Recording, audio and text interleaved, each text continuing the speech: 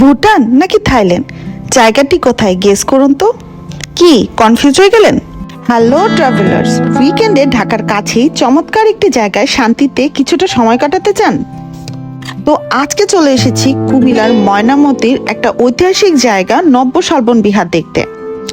আজকে ব্লগে দেখাবো এখানকার চমৎকার পরিবেশ আর কিভাবে খুব সহজে আপনারা এখানে আসতে পারবেন। চলুন শুরু করা যাক।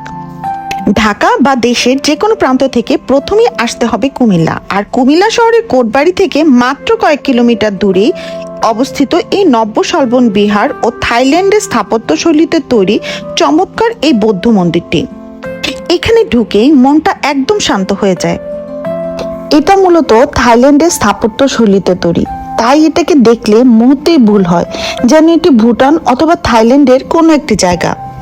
এই চমৎকার বিশাল বৌদ্ধ মন্দিরটির মেন আকর্ষণীয় হচ্ছে এর থাই আর চীনা স্থাপত্য শিল্পের সুন্দর কারুকাজ, আর এর চূড়ার এই বিশাল বড় গোল্ডেন বৌদ্ধ মূর্তিটি। এখানে এমন বিশাল বিশাল 4টা গোল্ডেন দরজা আছে, আর এগুলো নাকি থাই ও চীনা রাজার পক্ষ থেকে গিফট করা, আর এখানে কিন্তু তাদের নামও খোদাই করা আছে। আর এই বিহারের মূল আকর্ষণই হচ্ছে এই মন্দিরটি আর মন্দিরের ভিতরে এই বিশাল বৌদ্ধ মূর্তিটি।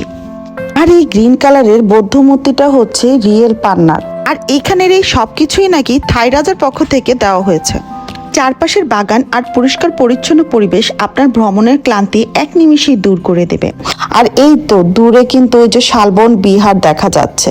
আরো একটি টিপস দিই, বিকাল 4টার পর আলো খুব সুন্দর থাকে আর বসে থাকতেও বেশ ভালো লাগে। আর যে কথা না বললেই নয়, এই জায়গাটি কিন্তু ছবি তোলার জন্য এক কথায় দুর্দান্ত একটা জায়গা। আর একটা বিষয় মাথায় রাখতে হবে, যেহেতু এটা একটা ধর্মীয় উপাসনালয়, তাই পোশাক হতে হবে শালীন, আর অযথাই হাসি ঠাট্টা করা যাবে না। আর মনে রাখতে হবে যে কোনো পরিবেশের পবিত্রতা বজায় রাখার দায়িত্ব আমাদের সবার। আর এখানে একটা প্রতীকী মনুমেন্টও দেখতে পেলাম, যেখানে বৌদ্ধ ভিক্ষুকরা কিভাবে মন্ত্রপাঠ করে বা সন্ধ্যা আসন করে তারই একটা ছবি যেন তুলে ধরা হয়েছে। আমার কিন্তু ঐতিহাসিক জায়গা দেখতে বেশ ভালো লাগে, আর তাই এই জায়গাটাও আমার খুব ভালো লেগেছে। তো এই ছিল আজকে আমার ছোট্ট ট্যুর ভিডিও। আর ভিডিওটি ভালো লাগলে লাইক, শেয়ার আর সাবস্ক্রাইব করতে ভুলবেন না যেন। দেখা হচ্ছে পরবর্তী ব্লগে।